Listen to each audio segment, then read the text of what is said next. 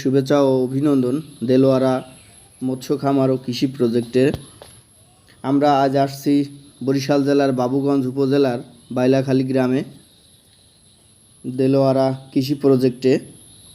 এখানে আপনারা দেখতে পাচ্ছেন যে পেঁপের একটা বাগান, ছোট বড় অনেক পেঁপে গাছ, ইন্ডিয়ান শাহী পেঁপে, কাশ্মীরি, ইন্ডিয়ান কাশ্মীরি, এ সকল উন্নত জাতের পেঁপের প্রজেক্ট।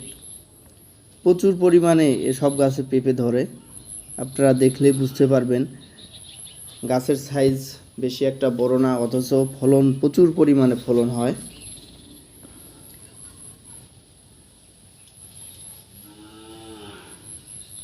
একটা খামারের শুরুতেই মানে কৃষি প্রজেক্টের প্রথমের দিকে আমরা ভিতরের দিকে যাব।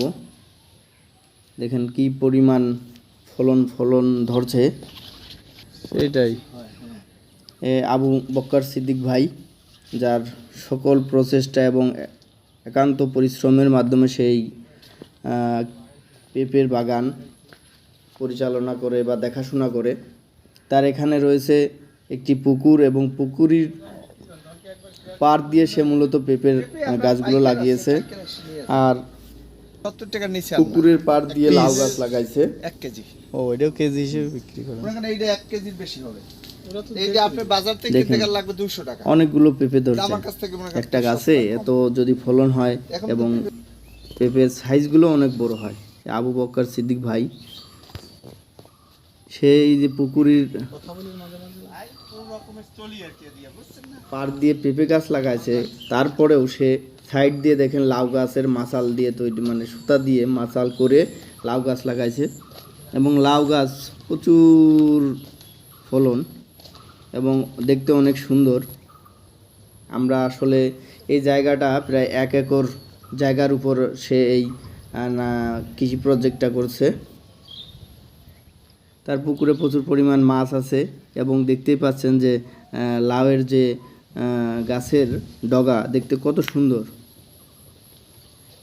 এই দেখেন একটা গাছে কি পরিমাণ ফলন, এবং সে পুকুরের সাইডে লাউয়ের চাষ করছে এবং তার অন্য সাইডে কিন্তু ধুন্দল গাছের চাষ করে।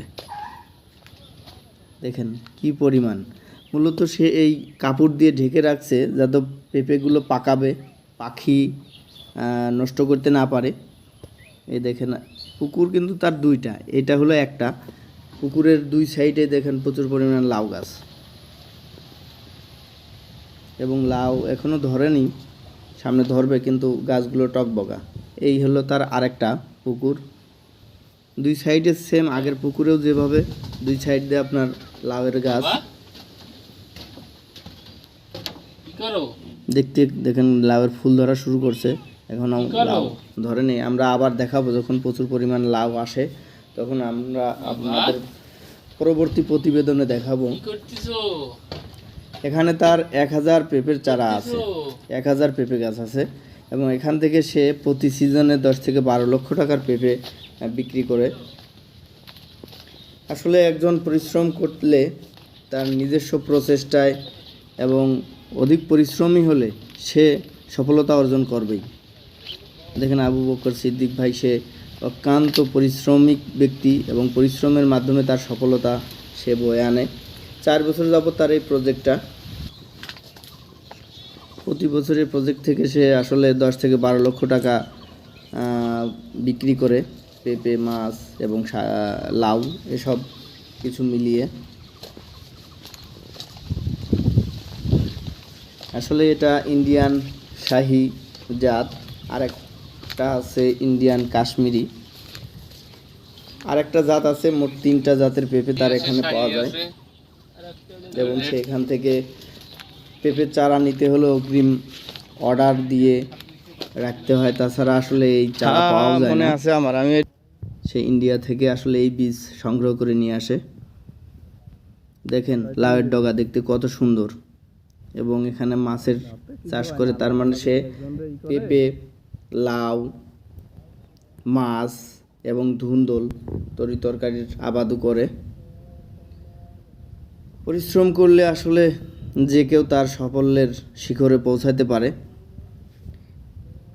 আসলে দেখেন কি ফলন এই পেঁপের গাছে। তার এখান থেকে অনেকে চারা নিয়ে তারাও এভাবে আসলে লাভবান বা সফলতা অর্জন করছে। যারা বেকার যুবক এবং যারা আসলে সময় অবহেলায় কাটান, তারা পেঁপে চারা রোপণ করে বা লাগিয়ে আপনারাও সফলতা বয়ে আনতে পারবেন। প্রচুর ফলন আসলে এই ইন্ডিয়ান জাতের যে ফলন, প্রচুর ফলন, দেখতেই ভালো লাগে, এত পরিমাণ পেঁপে ধরছে।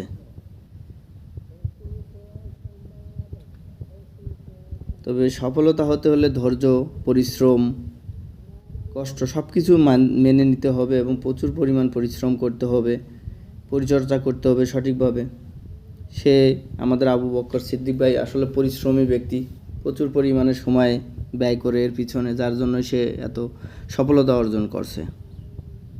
আপনারা যারা আসলে এই ভিডিও দেখছেন, তারা আসলে বেকার থাকলে অবশ্যই চেষ্টা করবেন। হয়তো একবারে এত পারবেন না, 5টা 10টা 20টা বা 100টা এরকম পর্যায়ক্রমে শুরু করতে পারেন। দেখেন আসলে এই পেঁপে অনেক বড়ও হয় এবং পাকা করার জন্য রাখছে পেঁপেগুলো, কাপড় দিয়ে ঢেকে রাখছে যাতে পাখির আক্রমণ থেকে রক্ষা করতে পারে।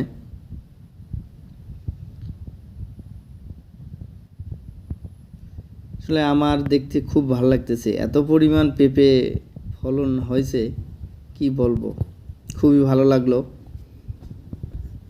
পরবর্তীতে আমি আবার আপনাদের দেখাবো, এরপরে যখন লাউ হয়ে যায়, লাউ বড় বড় হয় ফলন, তখন দেখাবো। সবাইকে অসংখ্য ধন্যবাদ সাথে থাকার জন্য।